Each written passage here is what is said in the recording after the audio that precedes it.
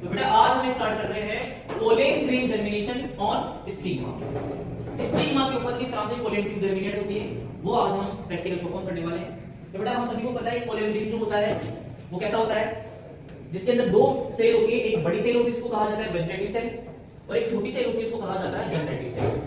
ठीक है बेटा, पोलेन ग्रेन के चारों तरफ तीन लेयर होती है। सबसे अंदर लेयर जो होती है प्लाज्मा मेम्ब्रेन, उससे जस्ट बाहर इंटाइन जो कि बनी होती है सेलुलोज और पैक्टिन, और सबसे बाहर होती है सबसे इस पूरे प्लांट किंगडम की सबसे हार्डेस्ट सब्सटेंस स्पोरोपोलिन की लेयर जिसको कहा जाता है एक्साइन। एक जगह एक्साइन नहीं होती है जिसको कहा जाता है जर्मपोर, और यहीं से पोलेन ट्यूब जर्मिनेट होती है।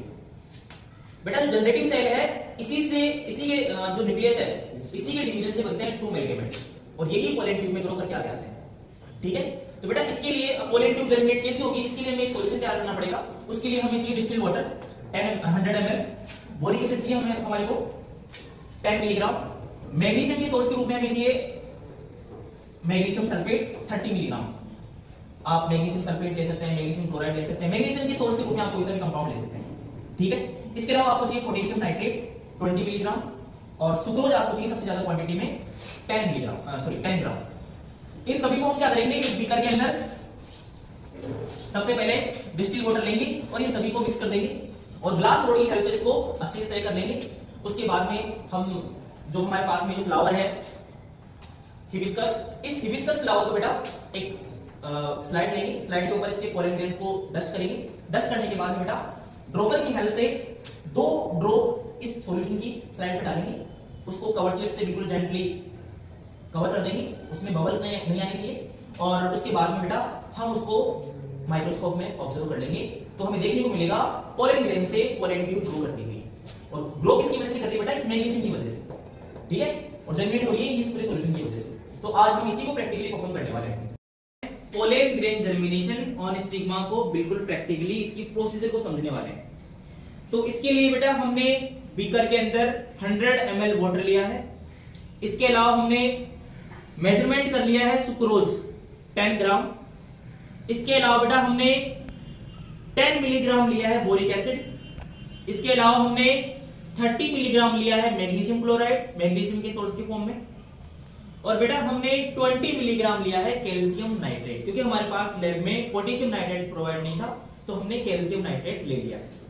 ठीक है, अब क्या करने वाले हैं, ये जो हमने 100 ml वाटर लिया है इस वाटर के अंदर इन सभी को हम ऐड कर देंगे। इन सभी को मैं इस 100 ml वाटर के अंदर ऐड कर रहा हूं। सबसे पहले मैंने ऐड किया कैल्शियम नाइट्रेट, उसके बाद में ऐड कर रहा हूं मैग्नीशियम क्लोराइड। ये मैग्नीशियम क्लोराइड मैंने ऐड कर दिया है।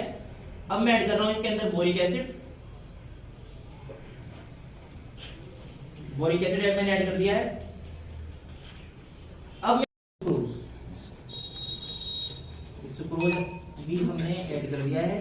तो साथ में थोड़ी सी मिस्टेक हो गई है, वो गिलास भी सॉल्यूशन में गिर गया था, लेकिन कोई बात नहीं। ठीक है, ये हमने सुक्रोज भी इसमें ऐड कर दिया है। अब मैं इसको ग्लास रोड की हेल्प से थोड़ा सा अच्छे से सेक कर लूंगा। ग्लास रोड की हेल्प से मैंने इस सॉल्यूशन को अच्छे से सेक कर लिया है। अब हम इसको 5 मिनट के लिए रख देंगे। सॉल्यूशन को 5 मिनट के लिए रख देंगे। सॉल्यूशन को 5 मिनट हो गए।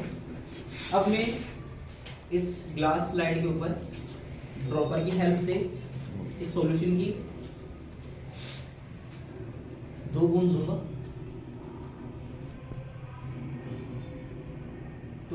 2 ड्रॉप मैंने इसके ऊपर ऐड कर दिए। ठीक है, अब हम क्या करने वाले हैं, जो हमारे पास में फ्लावर है हिबिस्कस फ्लावर, हिबिस्कस फ्लावर को जो ये पोलेन ग्रेन है बेटा इसको मैं डस्ट करने वाला हूं इस स्लाइड के ऊपर निडल की हेल्प से।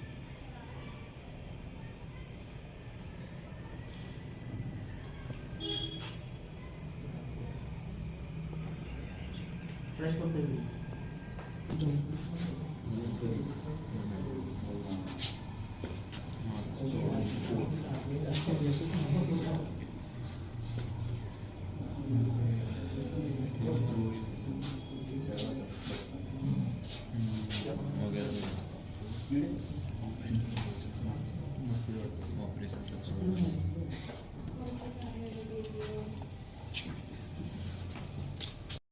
स्लाइड के ऊपर ये पोलन ग्रेन रख कर लिए थे। अब बेटा मैं इसको कवर करने वाला हूँ कवर स्लिप से। पकड़ बेटा इसको।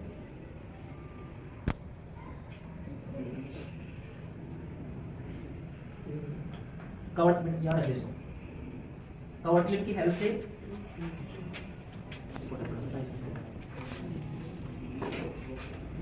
बिल्कुल इसको इस तरह कवर स्लिप को ऐसे रखना है बेटा कि इसमें बबल्स बिल्कुल भी ना आए। ठीक है, बबल्स इसमें बिल्कुल नहीं आने चाहिए।